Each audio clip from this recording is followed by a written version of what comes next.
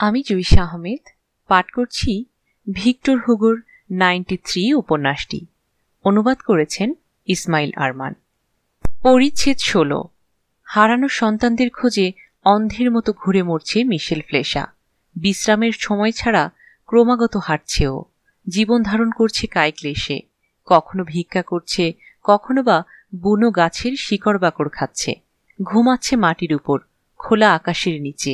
রোদে পুড়ছে, বৃষ্টিতে ভিজছে। এভাবে গ্রাম থেকে গ্রামান্তরে, এক জায়গা থেকে আর এক জায়গায় যাচ্ছে ও। পথে ঘাটে যাকে পাচ্ছে তার সঙ্গেই কথা বলছে, খুঁজে বেড়াচ্ছে সূত্র। সিসকয়নিয়া ছাড়া এ অঞ্চলের আর কোনো জায়গা চেনে না মিশেল। ঘুরে বেড়াচ্ছে উদ্ভ্রান্তের মতো, কখনো রাস্তায়, কখনো বা গহীন জঙ্গলে। শুরুতে পায়ে জুতো ছিল, কিন্তু সেগুলো ছিঁড়ে গেছে হাঁটতে হাঁটতে।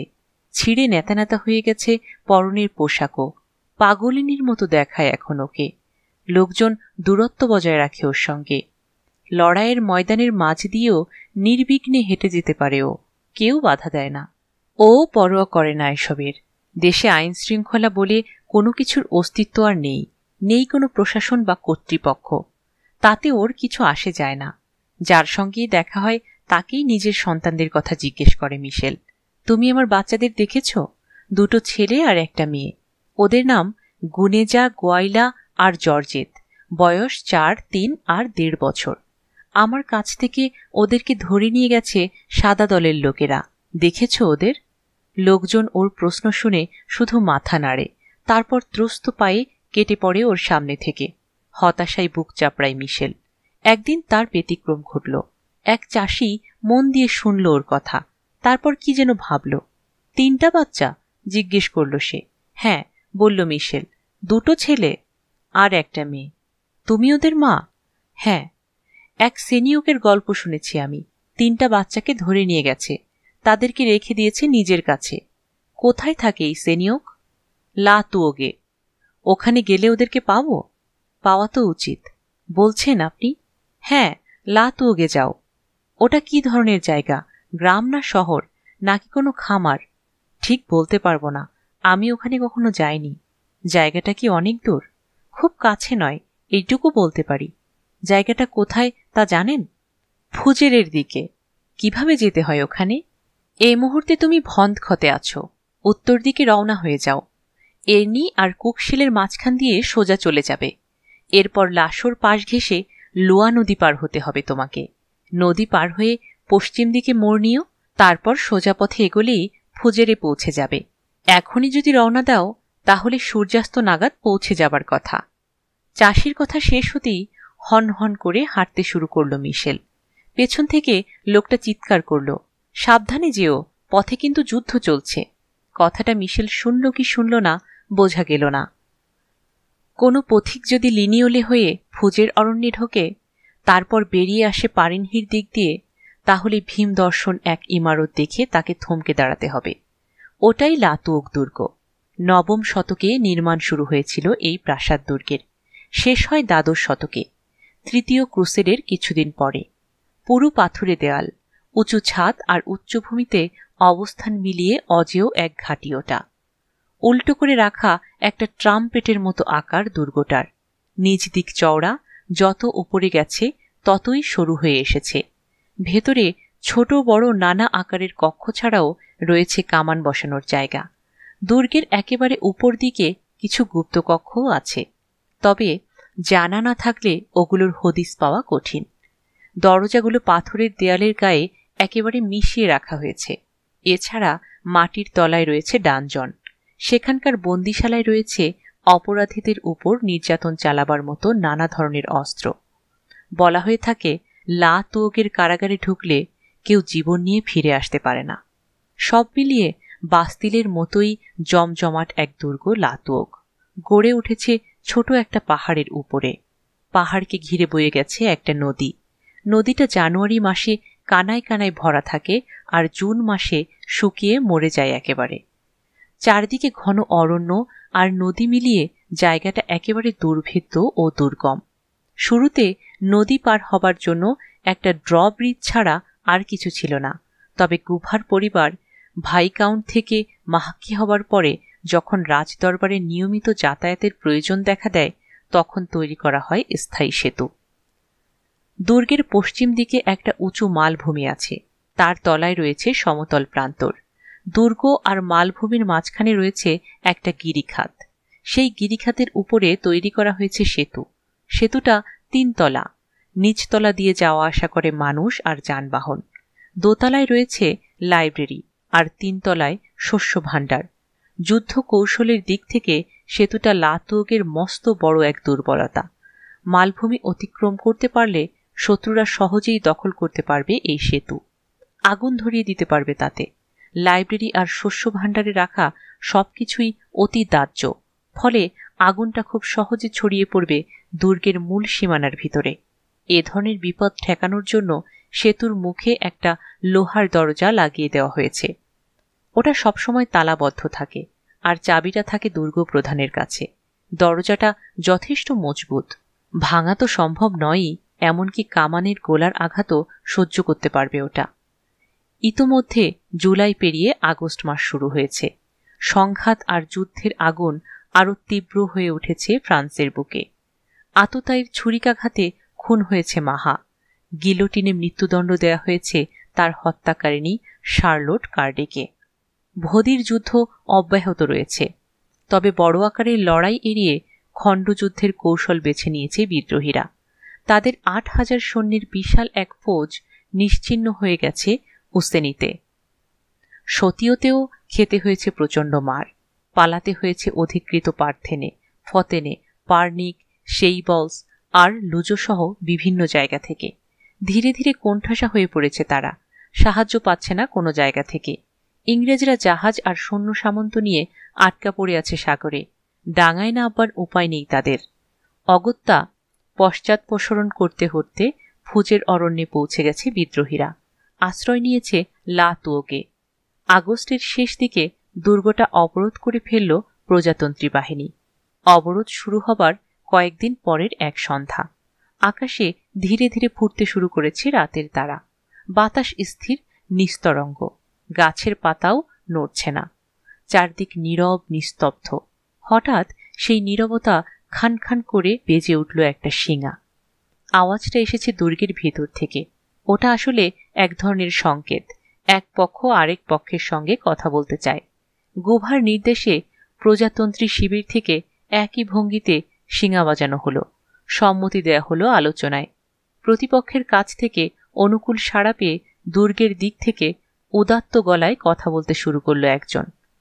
অবরোধকারীদের উদ্দেশ্যে বলছি, আমি গুজলু ব্রুও, ব্রিজব্লু এবং লিমানুস নামেও আমাকে অনেকে চেনে।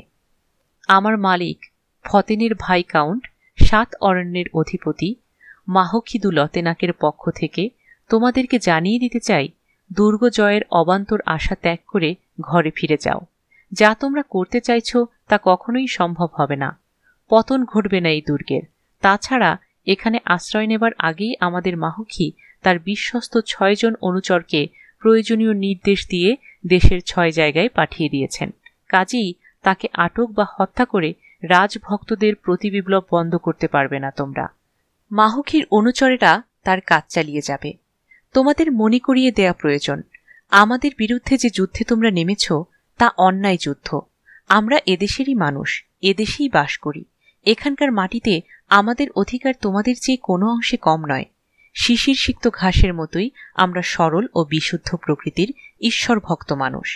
প্রজাতন্ত্রের নামে তোমরা আমাদেরকে আক্রমণ করছ, পুড়িয়ে ছাড়খাড় করে দিয়েছ আমাদের ঘরবাড়ি, নষ্ট করে দিয়েছ আমাদের ক্ষেত খামার আর ফসল, আমাদেরকে তাড়িয়ে বেড়াচ্ছ বনে জঙ্গলে। এখন তোমরা আমাদের দুর্গ ঘিরে ফেলেছ, আমাদের বহু অনুগামীকে তোমরা হত্যা করেছ। তোমাদের কাছে কামান আছে, সৈন্য আছে, কিন্তু আমাদের হাতে কিছুই নেই। এ অবস্থায় আমাদের উপর চূড়ান্ত হামলা চালাবার জন্য প্রস্তুত হচ্ছ তোমরা। ভেবো না আমরা চুপচাপ সহ্য করব এই আক্রমণ। অস্ত্র বা লোকবল নেই তো কি হয়েছে, আমাদের হাতে আছে 3টা বাচ্চা, তোমাদের খুব প্রিয় 3টা বাচ্চা। যদ্দূর জানি এই বাচ্চাদেরকে তোমাদেরই একটা সৈন্যদল লালন পালন করছিল। ওদের উদ্ধারের জন্য মরিয়া হয়ে উঠেছ তোমরা। ওরা এখন আমাদের হাতে। যদি সুস্থ অবস্থায় ওদেরকে ফিরে পেতে চাও তাহলে আমাদের একটা প্রস্তাব মেনে নিতে হবে তোমাদেরকে। অবরোধ তুলে নিতে হবে, আমাদেরকে চলে যেতে দিতে হবে বিনা বাধায়। আর আমরা যদি প্রস্তাবটা প্রত্যাখ্যান করি? প্রজাতন্ত্রীদের পক্ষ থেকে হেড়ে গলায় প্রশ্ন করা হলো। তাহলে মস্ত ভুল করবে, বলল গুজলু ব্রুয়ো। গিরিখাতের উপরের সেতুটা তো দেখেছ, দোতলার বইয়ে ঠাসা লাইব্রেরি আর 3 তলায় শুকনো খড়ে ভর্তি শস্য ভাণ্ডার আছে ওটার। নিচতলায় আলকাতরার অনেকগুলো পিপেও রেখেছি আমরা, বাচ্চাদেরকে রাখা হয়েছে দোতলায়। তোমরা যদি এদিক দিয়ে হামলা চালাও তাহলে আগুন ধরে যাবে সেতুতে, অন্য দিক থেকে হামলা করলে আগুনটা আমরাই ধরাবো, বাচ্চারা পুড়ে মরবে। এখন ভেবে দেখো কি করবে? ভাবাভাবির কিছু নেই, নতুন একটা কণ্ঠ ভেসে এলো প্রজাতন্ত্রীদের শিবির থেকে। 3টা বাচ্চার জন্য প্রজাতন্ত্রের সবচেয়ে বড় শত্রুকে ছেড়ে দেব না আমরা। গুজলু ব্রুয়ো, তোমার মালিককে জানিয়ে দাও আত্মসমর্পণের জন্য 24 ঘন্টা সময় দিচ্ছি আমরা, এরপর হামলা করা হবে তোমাদের উপর। লতেনাকের সাধের দুর্গ চুরমার করে দেব আমরা, তোমাদের সবাইকে মিশিয়ে দেব মাটির সঙ্গে। গলাটা শুনে দুর্গের ছাতের কিনারে এসে দাঁড়ালেন লতেনাক। জিজ্ঞেস করলেন, কে কথা বলল ওখানে? সিমুরদা তুমি? হ্যাঁ সেনিয়ক, আমি। বেঈমান, যাজক হয়ে প্রজাতন্ত্রীদের সঙ্গে হাত মিলিয়েছ? আমি ন্যায়ের পক্ষে যোগ দিয়েছি। এখানে যদি কোনো বেঈমান থাকে সেটা তুমি লতেনাক। দেশের বিরুদ্ধে বিদ্রোহ করছো তুমি, হাত মিলিয়েছ ইংরেজদের সঙ্গে। সামনাসামনি হলে কথাটার উপযুক্ত জবাব দিতে পারতেন মাহকি, কিন্তু দূর থেকে চিৎকার করে তর্ক চালানো মুশকিল। নিষ্ফল আক্রোশে হাত মুঠো করলেন তিনি, সরে গেলেন ছাতের উপর থেকে। লতেনাক বা সিমুরদা কেউই মিথ্যা হুমকি দিচ্ছে না। গত কয়েক সপ্তাহে নিষ্ঠুরতার প্রতিযোগিতায় যেন মেতে উঠেছে দুইজনে। বিসর্জন দিয়েছে বিবেক আর মানবতা।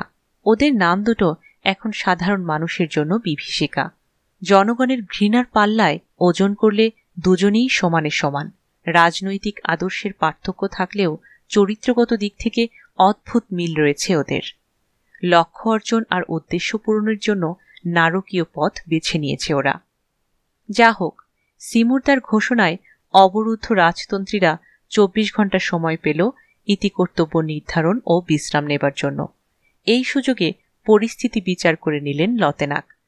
প্রায় 4500 সৈন্য নিয়ে তাদেরকে ঘিরে ফেলেছে গুভা আর সিমুরদা। এদের মধ্যে কিছু হলো জাতীয় রক্ষী বাহিনীর লোক, আর বাকিরা নিয়মিত সেনাবাহিনী। দুর্গের সামনে পিছনে 6টা করে কামান বসিয়েছে ওরা। ওগুলোর সাহায্যে দুর্গের সীমানা প্রাচীর ভেঙে ভেতরে ঢুকে পড়তে পারবে শত্রুরা। অন্যদিকে মাহকির সঙ্গে আছে মাত্র 19 জন লোক। এদের নিয়ে আর যাই হোক 4500 শত্রুকে ঠেকানো সম্ভব নয়। বলে রাখা ভালো, লাতুক দুর্গের প্রতি আলাদা একটা দুর্বলতা আছে গুভার। এটা তার পূর্বপুরুষদের আবাস, নিজেও বড় হয়েছে এখানে। এই দুর্গে জন্ম হয়েছে ওর, এখানেই কেটেছে শৈশব আর কৈশোর। দুর্গটার সঙ্গে রয়েছে তার নারীর টান, কিন্তু লতেনাকের কোনো টান নেই এই জায়গাটার প্রতি। সারা জীবন ভার্সায় কাটিয়েছেন তিনি। ঠেকায় পড়ে আজ আশ্রয় নিয়েছেন লাতুয়োগে, নইলে আগে কখনো আসেননি। দুর্গটাকে ধ্বংস করে দিতে কুণ্ঠাবোধ করবেন না।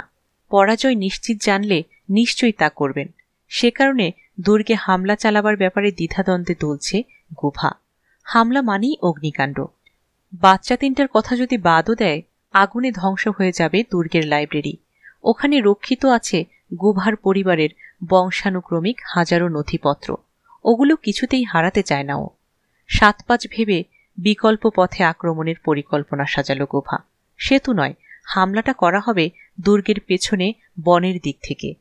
সেতুর সামনে ছোট একটা দল রাখা হবে, ও পথে কেউ যাতে পালাতে না পারে সেটা নিশ্চিত করার জন্য। ওর পরিকল্পনায় বাদ ছাড়ল সিমুরদা, তবে খুব একটা খুশিও হল না। যুদ্ধের ময়দানে আবেগের কোনো স্থান নেই, অথচ সেই আবেগের সামনে মাথা নত করছে তরুণ ক্যাপ্টেন। সহজ পথে আক্রমণ না চালিয়ে বেছে নিচ্ছে কঠিন পথ। কোনো মানে হয়? এমন নয় যে লাতুক দুর্গের প্রতি নিজের কোনো আবেগ নেই সিমুরদার। এককালে ও নিজেও এখানকার বাসিন্দা ছিল। যে লাইব্রেরিকে বাঁচাতে চাইছে গুভা, সেখানেই তাকে লেখাপড়া শিখিয়েছে সে। দুর্গের 4 দেয়ালের ভিতরে ছেলেটাকে বড় হতে দেখেছে। সুখ দুঃখের হাজারো স্মৃতি মিশে আছে লাতুয়োগের প্রতিটা ইটে।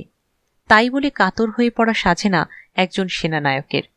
চাইলে এ নিয়ে তর্ক করতে পারত গুভার সঙ্গে, কিন্তু ইচ্ছে হয়নি।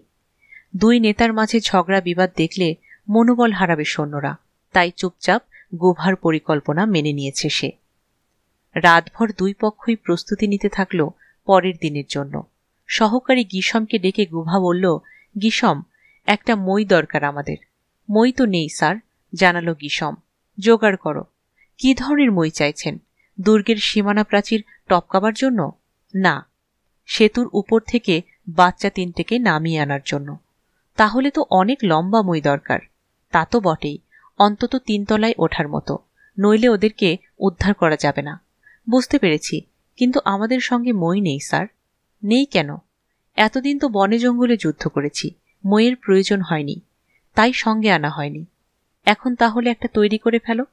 3 তলায় ওঠার মতো মই বানানো সম্ভব নয় স্যার, অত লম্বা বাঁশ কাঠ আমাদের কাছে নেই। সেক্ষেত্রে কয়েকটা ছোট মই একসঙ্গে জুড়ে দাও। থাকলে তো দেব, ছোট বড় কোনো মই নেই আমাদের কাছে। কোথাও থেকে জোগাড় করা যায় না?